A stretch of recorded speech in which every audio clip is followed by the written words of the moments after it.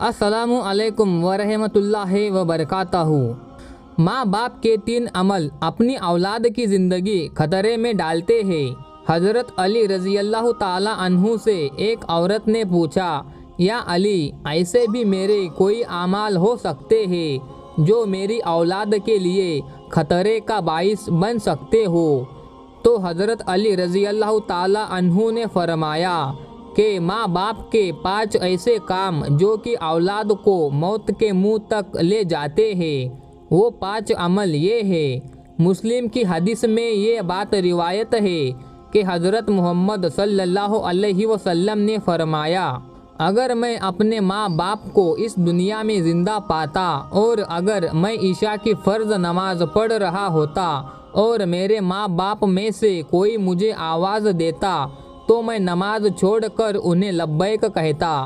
ایک دفعہ حضرت علی رضی اللہ تعالی عنہ اپنے حجرے میں موجود تھے۔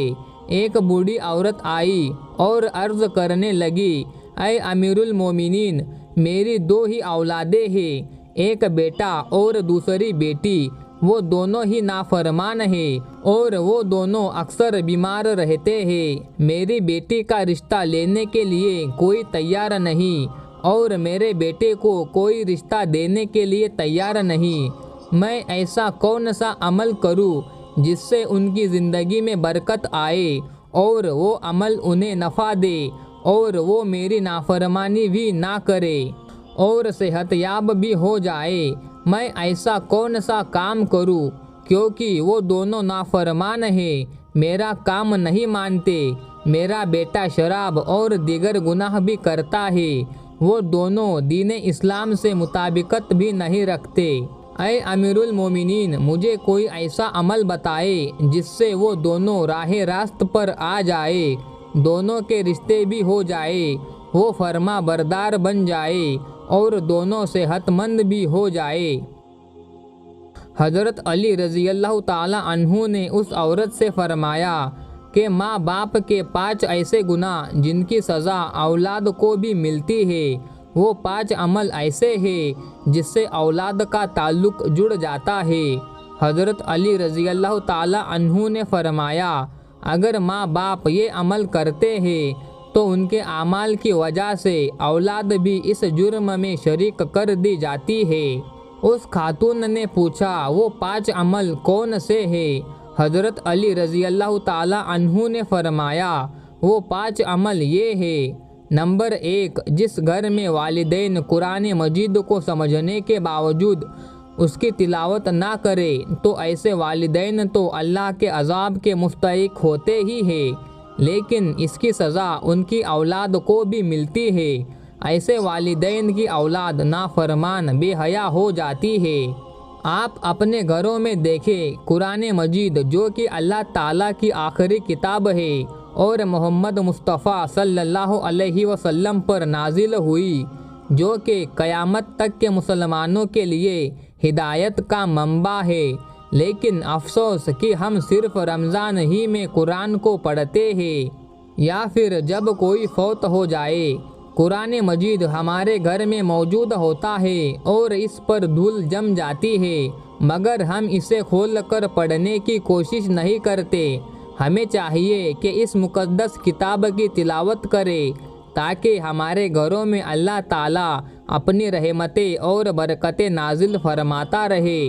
جو ماں باپ قرآن کو سمجھنے کے باوجود نہیں پڑھتے، ان کی اولادیں بے حیا اور تنگ دست ہو جاتی ہیں۔ نمبر 2، امیر المومنین حضرت علی رضی اللہ تعالی عنہ نے فرمایا، جس گھر میں ماں باپ روزانہ لڑتے ہیں اور ایک دوسرے کو گالیاں دیتے ہیں، جہاں گالیاں دی جائے وہاں شیطان ہی ڈیرا ڈالتے ہیں، فرشتے نہیں، اور شیطان ان کو ہر وقت بھڑکاتے رہتے ہیں۔ آپ خود سوچئے کہ جس گھر میں ہر وقت شیطان کا بسیرا ہو، فرشتے وہاں نہ آئے تو ایسا گھر تو جہنم ہی ہوگا، کیونکہ فرشتے تو یہودیوں اور مشرکوں کے گھروں میں نہیں آتے۔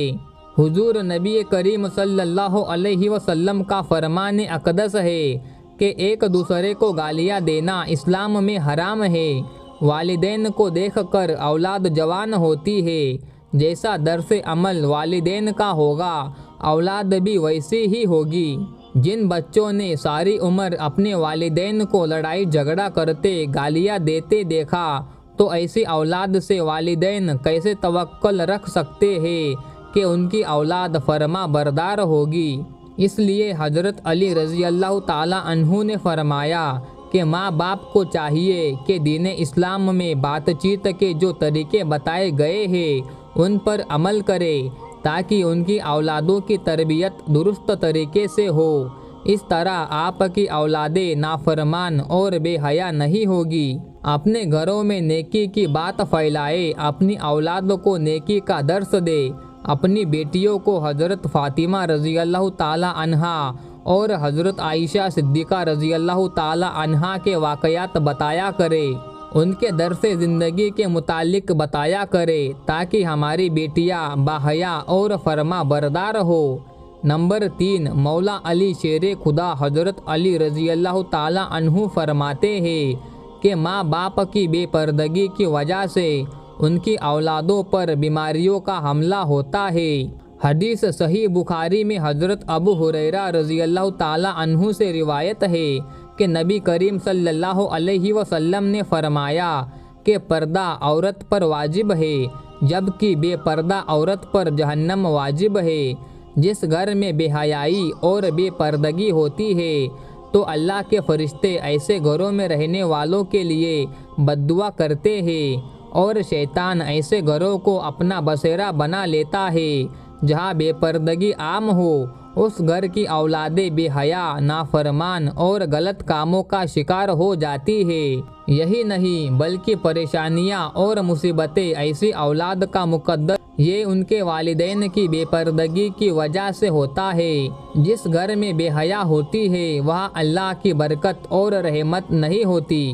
ایسے ماں باپ کی اولادیں فتنوں اور بلاؤں سے محفوظ نہیں رہ سکے گی، کیونکہ اللہ کے فرشتے جو کہ ان فتنوں کو روکتے ہیں وہ تو اس گھر سے چلے جاتے ہیں۔ ایسی اولاد ماں باپ کی نافرمانی کرتی ہے اور ہمیشہ پریشانی میں مبتلا رہتی ہے۔ ماں باپ کو چاہیے کہ وہ پردے کا خاص خیال رکھے تاکہ ان کی اولاد بھی ان کی پیروی کرے۔ آپ نے مشاہدہ کیا ہوگا کہ آپ کے ارد گرد جو ماں باپ پردے کا خیال نہیں رکھتے تو ان کی باتیں زبان زد عام ہوتی ہے۔ اکثر عورتیں یہ کہتی ہوئی دکھائی دیتی ہیں کہ پردہ دل کا ہونا چاہیے، تو ایسی عورتوں کو اللہ کے غضب سے ڈرنا چاہیے کہ کیا ان کا دل حضرت فاطمہ رضی اللہ تعالی عنہا اور حضرت عائشہ صدیقہ رضی اللہ تعالی عنہا کے دل سے زیادہ پاک ہے۔ اگر ان کے لیے پردے کا حکم تھا تو آج کی خواتین اپنے آپ کو کس جگہ پر دیکھتی ہے؟ ناظرین، اپنی بیٹیوں کو حضرت فاطمہ رضی اللہ عنہا کے واقعات بتائے اور انہیں بتائے کہ ان کی رول ماڈل کون ہونی چاہیے۔ آپ کو حضرت فاطمہ رضی اللہ تعالی عنہا کا ایک واقعہ سناتے ہیں۔ شادی کے بعد نبی کریم صلی اللہ علیہ وسلم حضرت فاطمہ کو گھر لے کر جا رہے تھے کہ راستے میں ایک نابینا صحابی بیٹھے ہوئے تھے۔ آپ رضی اللہ تعالی عنہا نے اپنے چہرے کو ڈھانپ لیا۔ نبی کریم صلی اللہ علیہ وسلم نے کہا، بیٹی فاطمہ، یہ صحابی تو نابینا ہے، آپ نے کیوں چہرہ ڈھانپ لیا؟ تو حضرت فاطمہ رضی اللہ تعالی عنہا نے کہا کہ بابا جان، مجھے غیر محرم سے پردے کا حکم دیا گیا ہے، نہ کہ ان افراد سے جن کو نظر آتا ہے۔ ناظرین، یہ یہودیوں کی چال ہے کہ مسلم معاشرے میں پردے زدت کے نام پر بے حیائی کو پروان چڑھایا گیا، لہٰذا اس دور میں جتنا ہو سکے اپنی اولاد کو صحابہ کرام اور اہل بیت کی زندگی کے مطابق بتائے۔ نمبر 4، حضرت علی رضی اللہ تعالی عنہ نے فرمایا کہ وہ والدین جو کہ کسی دوسرے کی اولاد کے بارے میں برا سوچتے ہو انہیں دیکھنا چاہیے کہ اگر وہ دوسرے کی اولاد کے بارے میں برا سوچیں گے تو ان کی اولاد بھی اس برے عمل سے بچ نہ پائے گی۔ اللہ تعالیٰ ان کی اولادوں کے لیے برا کرتا ہے کیونکہ اللہ تعالیٰ بڑی رحمان اور رحیم ذات ہے۔ اللہ تعالیٰ ماں سے زیادہ اپنے بندے سے محبت کرتا ہے۔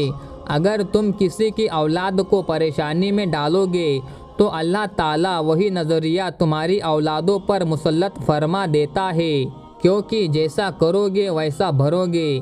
جیسا تم دوسروں کی اولادوں کے متعلق سوچتے ہو، اللہ تعالیٰ وہی نظریہ دوسروں کے ذہن میں تمہارے اولادوں کے متعلق بنا دیتا ہے۔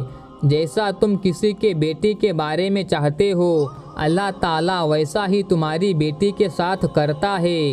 حدیث پاک کا مفہوم ہے کہ نبی کریم صلی اللہ علیہ وسلم کے پاس ایک صحابی آئے اور عرض کی، یا رسول اللہ، فلاں صحابی عورت کو چھپ چھپ کر دیکھتے ہیں۔ تو آپ صلی اللہ علیہ وسلم نے فرمایا کہ ان صحابی کو بلا کر لاؤ۔ جب وہ صحابی آپ کی خدمت میں حاضر ہوئے تو آپ نے ان سے کہا، تم اپنے گھر کی حفاظت کی ذمہ داری چھوڑ گئے ہو کیا؟ صحابی نے جواب دیا، نہیں، میں تو اپنے گھر کی آپ کے فرمان کے مطابق نگہبانی کرتا ہوں۔ آپ صلی اللہ علیہ وسلم نے فرمایا، جاؤ، جا کر دیکھو کیا آپ کا گھر محفوظ بھی ہے یا نہیں۔ وہ صحابی جب گھر گئے تو دیکھا کہ ان کے گھر کی ایک دیوار گر چکی ہے۔ وہ صحابی واپس آپ صلی اللہ علیہ وسلم کی خدمت میں حاضر ہوئے۔ پوچھا، یا رسول اللہ صلی اللہ علیہ وسلم، یہ کیا معاملہ ہے؟ تو آپ صلی اللہ علیہ وسلم نے فرمایا، اگر تم کسی کی عورت کو دیکھو گے تو اللہ تعالیٰ تمہارے گھر کی دیواریں گرا دے گا۔ دوسروں کی بیٹیوں کو اپنی بیٹیاں سمجھو، ہر بہن کو اپنی بہن سمجھو، تاکہ تمہاری عزتیں بھی محفوظ رہ سکے۔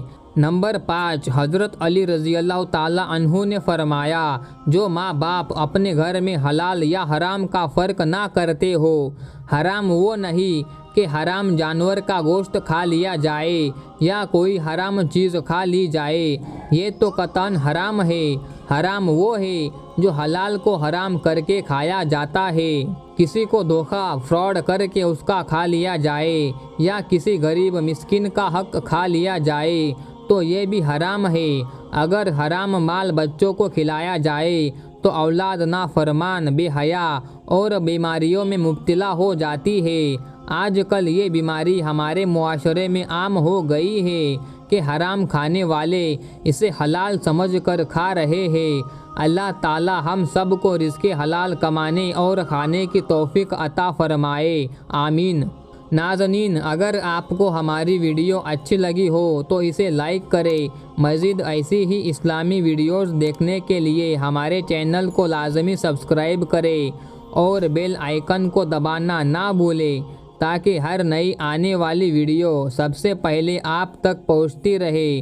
اور کمنٹ باکس میں ایک پیارا سا کمنٹ ضرور کریں۔ اللہ حافظ، السلام علیکم۔